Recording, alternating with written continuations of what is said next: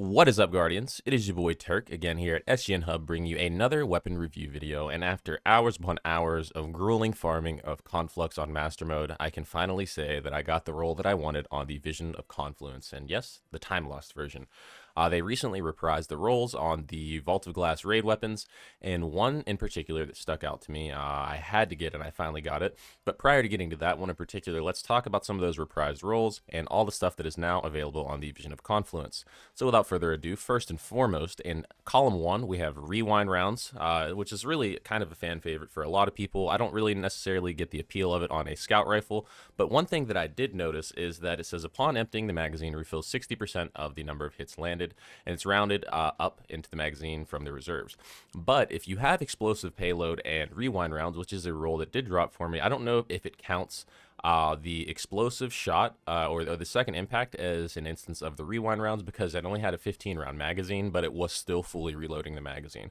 So I feel like it actually counts the explosive payload as two. I don't know if there's other weapons or scout rifles that roll with rewind rounds and explosive payload to potentially test this on, but that may be something that somebody's interested in. Basically, you're never reloading. It was like not ever going back to half, but I was perpetually getting back to a full mag. The next available perk we have is Zen Moment, which recently got a little bit of a buff not too long ago, I want to say months ago. Causing damage with this weapon reduces recoil and flinch over time. Definitely a little bit more of a PvP-centric perk. Next up, we have Outlaw. Precision kills greatly decrease reload time. Then we have Demolitionist. Kills with this weapon generate grenade energy. Activating your grenade ability reloads this weapon from reserve. So that's a pretty solid role if somebody's looking for Demolitionist on a Solar Scout. Next, we have Tunnel Vision. Reloading after defeating a target greatly increases target acquisition and aim down sight speed for a short duration.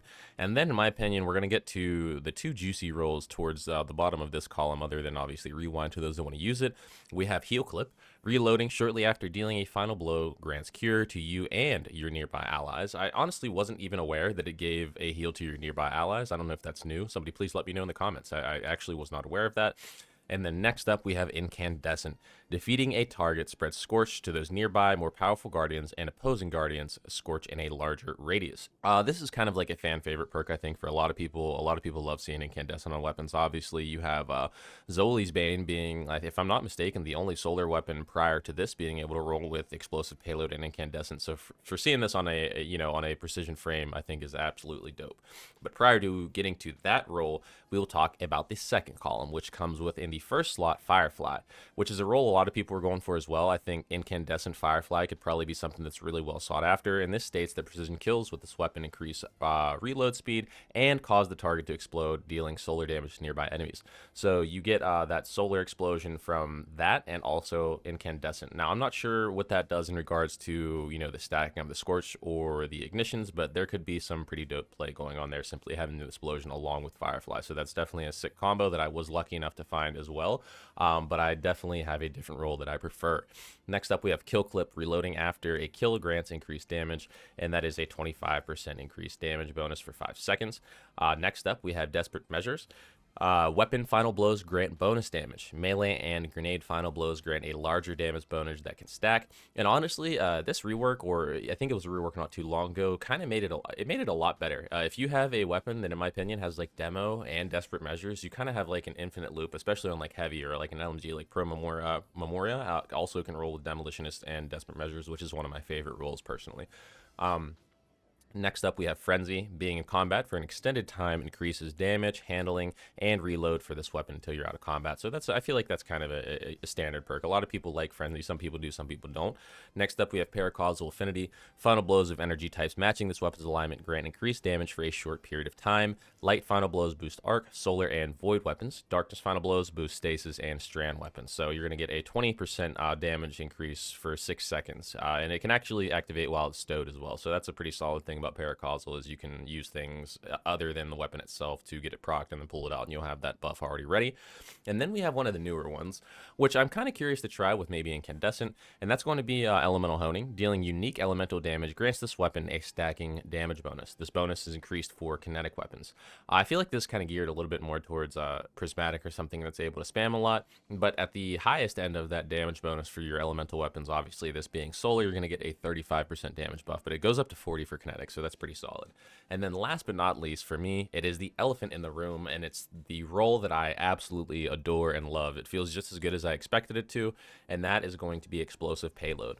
Projectiles create an area of effect detonation on impact, and that is going to really play into that incandescent. It just feels right on a scout rifle, folks. It's like having Zaoulis bane, but being able to do it from a further distance. If you're a Zaoulis bane fan and you love that incandescent explosive payload roll, I highly recommend going out to farm this. This was probably something I spent hours upon hours of doing. You can even look at my inventory.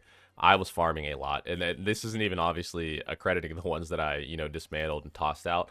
The cool thing about these is obviously you get those double perks on the time loss version and their enhancement. You can put those adept mods on them, and it honestly, the reprisal of the Vault of Glass weapons is phenomenal. And I think a lot of people even see that with the redirection on the corrective measure. Redirection is absolutely a monster.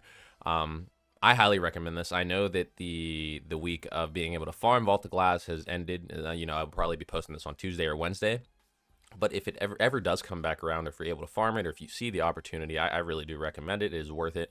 Either get the craftable red borders from the actual raid itself, or go do what I did and just put yourself through some master checkpoint for about 5 to 6 hours. Throw on some lo-fi house music and then just vibe out until you get it. And honestly, we can't forget the actual origin trait. I almost completely forgot to mention this. Final blows with this weapon grant bonus super energy. When your super expires, this weapon's magazine size is doubled for a long duration and reloads from reserves. And the thing that I was really curious about with this is it goes up to 31 rounds, but it's not considered an overflow. It says that it's similar to it, it's like overflow, but the thing is you have 20 seconds of being able to reload up to 31 rounds. So basically, you'll use your super, you'll come out, you'll have double your mag size, and you can shoot 2 or 3 shots, but you're still able to reload up to that. So it actually affects the magazine capacity rather than overflowing it to a point where you can't replenish it to. So this is actually really solid, and that getting you extra super damage on kill is really the chef's kiss on top. With that being said, though, I highly recommend going to farm this weapon. It was worth all the hours upon hours that I put in at the Master Conflux checkpoint, just, dying and living and dying and trying to get this weapon. I'm not sure what the next time the rotation is going to be Vault of Glass. As you can see by my inventory, I was able to procure quite a few, and this doesn't even, account for the ones that I dismantled and got rid of. But yeah, it's been your boy Turk here at SGN Hub. I highly recommend going to snag this weapon when you have the opportunity to, or just crafting the regular one. It's been your boy. Peace.